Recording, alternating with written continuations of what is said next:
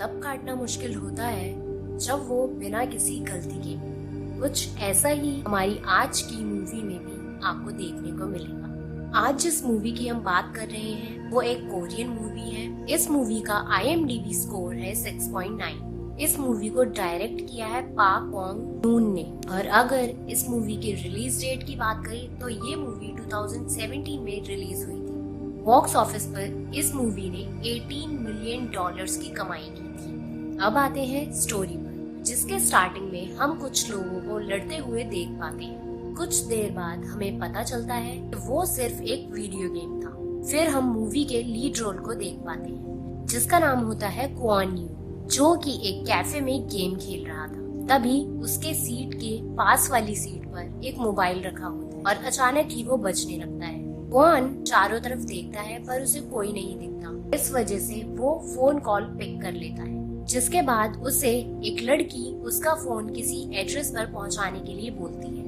पहले तो क्वान मना कर देता है, पर उस लेडी के बदले में पैसे देने के ऑफर को सुनकर क्वान मना नहीं कर पाता। जब क्वान उस एड्रेस पर पहुंचता है तो उसे वहां कोई नहीं दिखाई देता। तभी क्वान आवाज देते हुए रूम के अंदर घुसता है और उसे बाथरूम से एक लड़की की आवाज आती है, जो कि क्वान को फोन वहीं छोड़कर जाने के लिए बोलती है। पर तभी क्वान बदले में पैसे देने की बात को बोलता है और वो लेडी क्वान को अपने बेडरूम में जाने के लिए बोलती है, जहाँ पर वो पैसे रखे हुए। फिर क्वान वो पैसे लेकर वहाँ से निकल जाता है। इसके बाद हम अगला सीन देखते हैं, जहाँ पर अगले दिन क्वान अपने घर पर सो रहा था।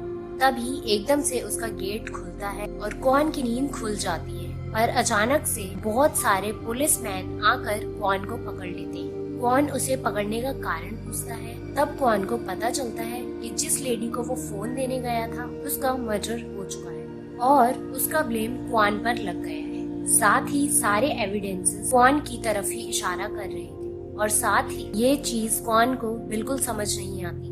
क्वान की माँ भी सबको समझाती है कि उनका बेटा ऐसा कभी भी नहीं कर सकता, पर कोई भी उनकी बात मानने को तैयार नहीं था। कोर्ट क्वान को उम्र कैद की सजा सुना देती है। इन सब चीजों से क्वान काफी डिस्टर्ब हो जाता है। प्रिजन में जाने के बाद सारे कैदी क्वान का मजाक उड़ाने लगते हैं और उसे रेपिस्ट और मर्डरर बोलकर टॉर्चर करने लगते हैं। तभी इन सब से परेशान होकर क्वान उस जेल के एक कैदी मा डेओक्सो को खूब मारता है और इस बात का बदला मा डेओक्सो और उसके टीम मेंबर्स क्वान को बुरी तरह मार कर लेते हैं। अब जैसे जैसे जेल में दिन बीतते जा रहे थे, क्वान पर टॉर्चर बढ़ता जा रहा था और क्वान का वहाँ रहना मुश्किल हो गया था। धीरे धीरे क्वान खुद को प्रोटेक्ट करना और दूसरे कैदियों का मुकाबला करना सीख जाता है। तभी एक दिन क्वान का लॉयर उससे मिलने आता है और वो बताता है कि उसकी माँ ने सुसाइड कर लिया है। तब क्वान बहुत ज्यादा दुखी होता है और वो डिसाइड करता है कि वो असली कल्प्रिट को पकड़वा कर रहेगा, पर इसके लिए उसे जेल से भागना पड़ेगा। फिर नेक्स्ट सीन में हम देखते हैं कि क्वान और मा डेओक दोनों की लड़ाई हो जाती है, पर इस बार लड़ाई इतनी सीरियस होती है कि दोनों बहुत ज्यादा जख्मी हो जाते हैं और जेल से मा डेओक और क्वान को हॉस्पिटल ले जाया जाता है। तभी बीच में मौका देखते ही क्वान वहाँ से फरार हो जाता है और सारी तरफ ये न्यूज फैल जाती है कि क्वान, जो एक रेपिस्ट और मर्डरर है, वो जेल से भाग गया है और सारे बॉर्डर्स सील कर दिए जाते हैं। पर क्वान जैसे तैसे उस लॉयर के घर पहुँचता है जिसे उसकी माँ ने हायर किया था। तभी वो लॉयर क्वान को देखकर डर जाता है और जल्दी से पुलिस को कॉल कर देता है, पर ये चीज क्वान को नहीं पता होती।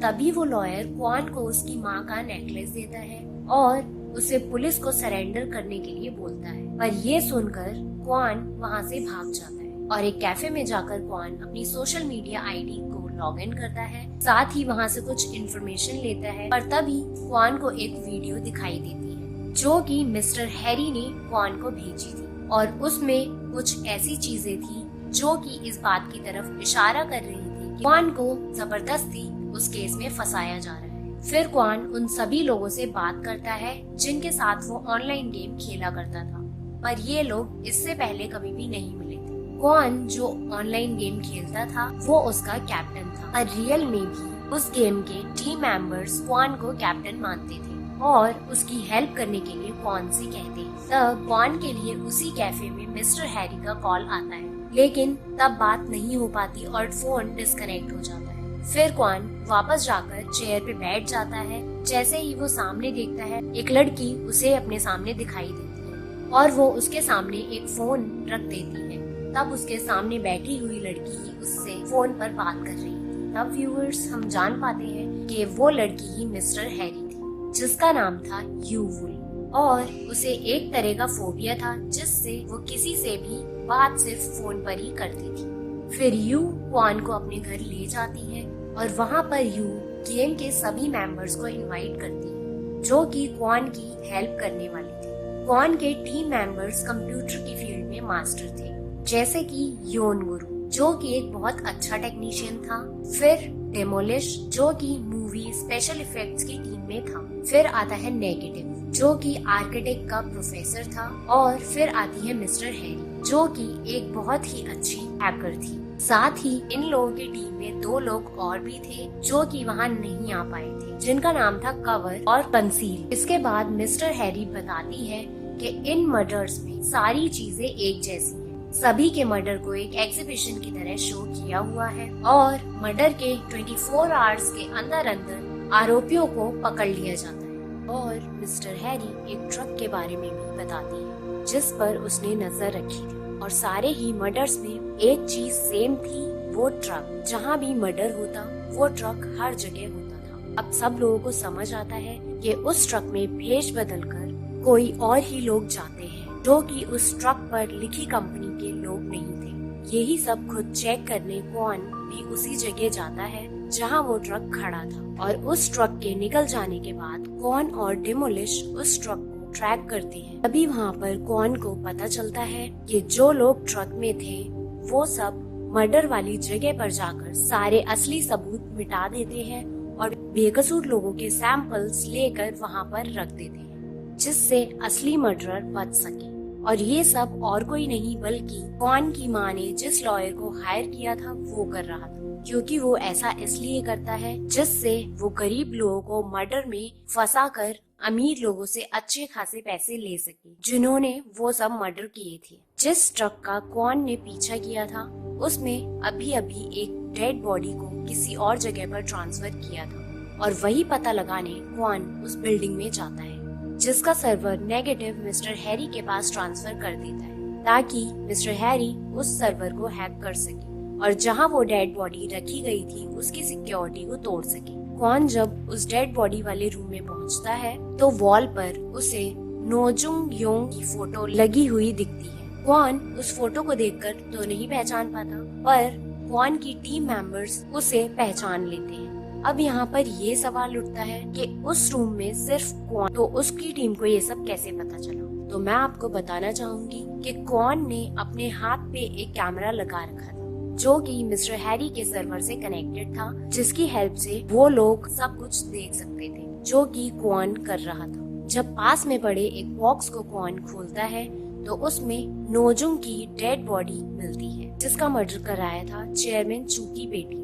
चेयरमैन चू की बेटी को बचाने के लिए अब वो लॉयर किसी और गरीब लड़की को ढूंढ रहा था, जिससे उस एक्टर के मर्डर का इल्जाम किसी और लड़की पर लगाया जा सके, जैसे कि उन लोगों ने क्वान को फंसाया था। अब हमें नेक्स्ट सीन दिखाया जाता है जहाँ पर क्वान हेडफोन लगाकर हैक्ड सर्वर की चीजें मॉनिटर कर रहा था। अभी अचानक से क्वान को एक लड़की की आवाज सुनने को मिलती है, जिसने क्वान को फोन कर उस रात फोन देने आने के लिए कहा था, और क्वान उनकी सारी चीजें समझ जाता है। फिर क्वान कॉल पे बात करने वाली लड़की, जो कि लोगों को पैसे का लालच देकर अपने पास बुलाया करती थी, उसे मारने के लिए निकलता है, पर बीच में ही वो लड़की बचकर निकल जाती है। पर क्वान की किस्मत ही खराब होती है कि क्वान का पीछा अब पुलिस करने लगती है, पर अचानक से वहाँ पर माँ ड्यूक भी आ जाता है और क्वान को पकड़कर ले जाता है। माँ ड्यूक अपने लोगों के साथ मिलके क्वान को मारने वाला ही होता है यूवुल। क्वान का सर्वर ट्रैक करके